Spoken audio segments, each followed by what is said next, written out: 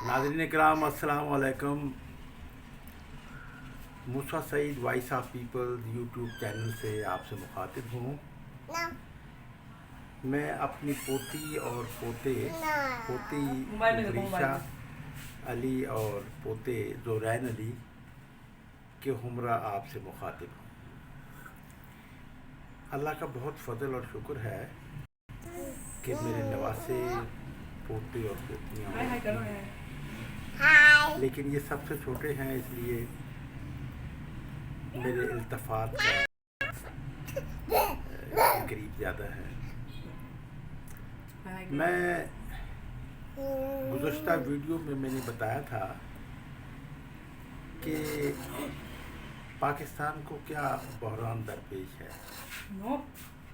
सूरत हाल ये है कि ये मेरे पोते और पोतियाँ और हम जो हैं सब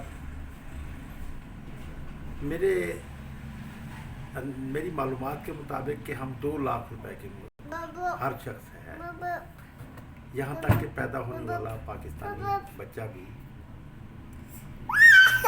2 लाख रुपए का मखरूज होता है। तो मुझे मेरे एक फ्रेंड ने बताया कि नहीं जनाब, 8 लाख का है, यानी $100 बिलियन से ज़्यादा। तो इस नौबत पर पाकिस्तान को किसने पहुंचाया? हम आवाम तो हुक्मरानी नहीं चाहते, हम तो सिर्फ वोट देते हैं, वो भी जब ये चाहते हैं, वरना तो माशाल्लाह ही लगे रहते हैं। तो इस सूरत में हमें तो सिर्फ वोट देने का हक भी बड़ा महदूद होता है, वरना ये खुद ही डाल लेते हैं। ये ग्रोही लड़ाई लड़ने वाले, जिसको कहा यह जाता है कि जी इलेक्शन में रिगिंग की गई है। तो ये एक इस सूरत हाल से कि ये एलीट क्लास है जो पाकिस्तान पर हुक्मरानी करती चली आ रही है। ये मुल्की वसाइल भी लूटती है, कौमी वसाइल भी लूटती है, ये अवाम को भी लूटती है, और फिर लूट कर ये उसका बड़ा हिस्सा, भारी हिस्सा बैरून मुल्क मुंतकिल कर देती है। अगर ये भारी हिस्सा बाहर मुंतकिल ना करें तो पाकिस्तान में इक़्तिसादी तरक्की का, कैपिटलिज्म में भी ग्राफ बहुत ऊंचा जा सकता है। तो ये सूरत हाल पैदा ना होती जो आज है। अब सूरत हाल ये है कि IMF से ये बगैर कर्जों के ये हुकूमत चलाने की पोजीशन में नहीं है, और उसके लिए IMF की वो शराइत मान लेते हैं जो कि अवाम दोस्त नहीं होती, अवाम दुश्मन होती है, जिससे महंगाई का ग्राफ बढ़ता है। अब वो IMF वाले भी यही कुछ उन्हें शेड्यूल प्रोग्राम यानी शराइत का प्रोग्राम जो है वो देते हैं। तो उस प्रोग्राम के हवाले से इन्हें फिर ऐसा ही करना होता है कि बिजली महंगी कर दो, गैस महंगी कर दो, और चीज़ें महंगी कर दो, टैक्स लगा दो। इनडायरेक्ट टैक्स भी तो आवाम ही से वसूल किए जाते हैं। तो ये IMF कभी कभी वो IMF ऐसी भी कर देती है। मतलब गुज़श्ता में एक बात सुनी गई थी जो कि दुरुस्त साबित नहीं हुई। वो ये थी कि 17वें ग्रेड से ऊपर के जो अफसर चाहिए उनके असासे जो हैं ये पब्लिक के होने चाहिए। तो उसमें ये क्यों ये बात सामने आई, तो मेरे नज़दीक ये कोई कहानी कुछ और है कि ये IMF ने पहली दफ़ा की तरफ से ये बात सामने आई तो लोगों में एक एहसास भी पैदा हुआ। वैसे तो बड़ी पॉजिटिव बात है कि क्यों ना हो, लेकिन बात यह है कि इस मौके पे IMF ने ऐसा क्यों कहा। ये एलीट क्लास जो पाकिस्तान में जो हुक्मरानी करती है, तो ये उन्हीं के पर्पस को तो हल करती है, उन्हीं के चलाती है, और फिर पाकिस्तान जो एक पैदावारी यूनिट है आलमी सरमायादारी निज़ाम का, उसका बड़ा हिस्सा बैरून मुल्क मुंतकिल हो जाता है। फिर ये क्लास जो कमाती है ये भी यहाँ पाकिस्तान में नहीं रखती। जो पाकिस्तान की रूलिंग क्लास, कुमाश का रूलिंग क्लास है, ये भी बैरून मुल्क ही मुंतकिल करती रहती है। तो उसमें आप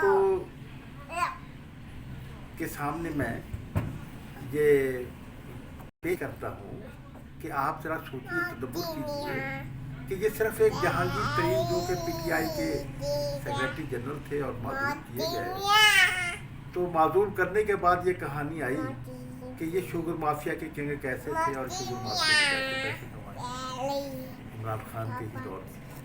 फिर ये बात भी सामने आई कि उनका 32 एकड़ पर मुश्तमिल जो है ये लंदन में बहुत बड़ा पैलेस बनाया।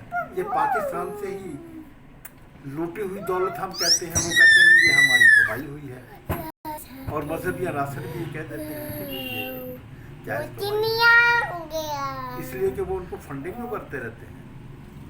तो उस हवाले से फिर वो आपने कभी ये देखा कि ज़कात और खैरात और सदक़ात के नाम पर काम करने वाले सियासी जमातें जो हैं, कभी उन्होंने ये मुतालबा किया हो कि एलीट क्लास को वो सिर्फ अफसरशाही तक मौजूद रहते हैं कि अफसरशाही की मुराद जो है ये वापस ली जाए।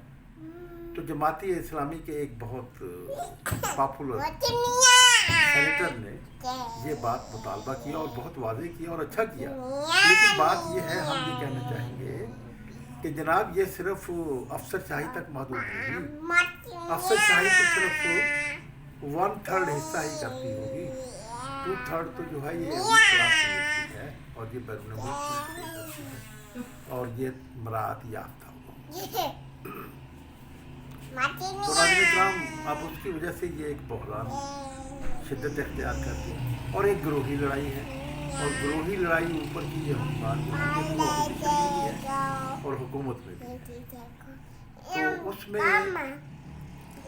जब वो तब्दीली लाने में यहाँ की जो रिक्वायरमेंट थी, इमरान खान साहब नाकाम हुए और तजादात उभर कर इमरान खान को जो लाने वाले थे उनके दरमियान जो तजादात पैदा हुए, तो फिर उन तजादात के हवाले से जो लड़ाई शुरू हुई, तो उससे ये सब कुछ बेनकाब होने शुरू हुई बातें। तो नाज़रीन इकराम, अब बहरान किस कदर शदीद है ये आपके सामने है। ये वरीशा है, ये तंग कर रही है, अपने भाई को भी मार रही है जुरैन को। तो ये तो बुरी बात है, ये तो प्यारा बेटा है, आपका भाई नहीं है जुरैन है, आप क्यों मारती हैं इसको? आपका नहीं है, ये भाई नहीं है, भाई है नहीं है, बताओ। ये जुरैन को मारती है, जुरैन छोटा है इससे, छोटा है। तो ये नाज़रीन इकराम, मैं सेकंड उसमें कि ये बहरान तो आपके सामने है, और ये एलीट क्लास जो पाकिस्तान में अब इसमें तो बड़े तहकीक की ज़रूरत है कि पाकिस्तान में नेशनल कैपिटलिज्म क्यों पैदा नहीं हो सका और गुमाश्ता कैपिटलिज्म कैसे फ़रोग़ पाया, और फिर गुमाश्ता कैपिटलिज्म की क्या बातें हैं। तो ये जो लड़ाई जो है, मैं ये लड़ाई सोशलिज्म और कैपिटलिज्म के हवाले से तो बात नहीं कर रहा। पहले तो मैं बात ये वाज़ेह करना चाहता हूँ कि नेशनल कैपिटलिज्म और गुमाश्ता कैपिटलिज्म, जिसे कैंपराडोर कैपिटलिज्म कहते हैं, कि उसमें फ़र्क क्या है।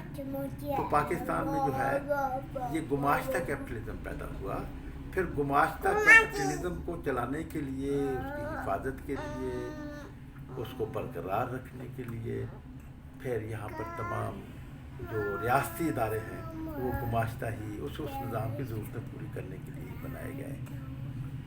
तो नाज़रीन इकराम, ये आज ये बात साबित हो गई कि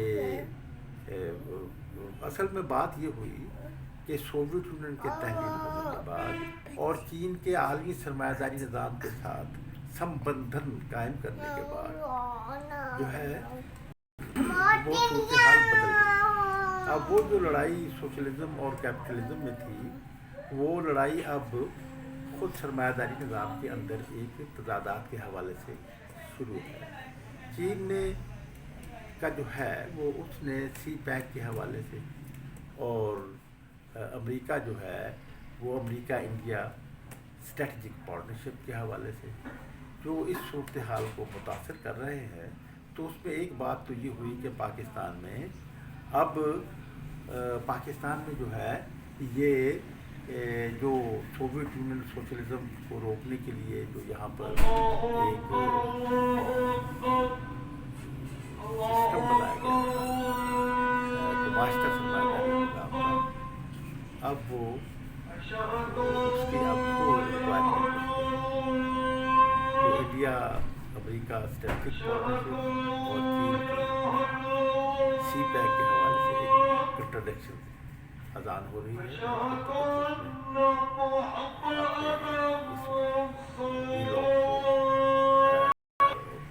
ختم کر رہا ہوں. آئندہ میں سیکنڈ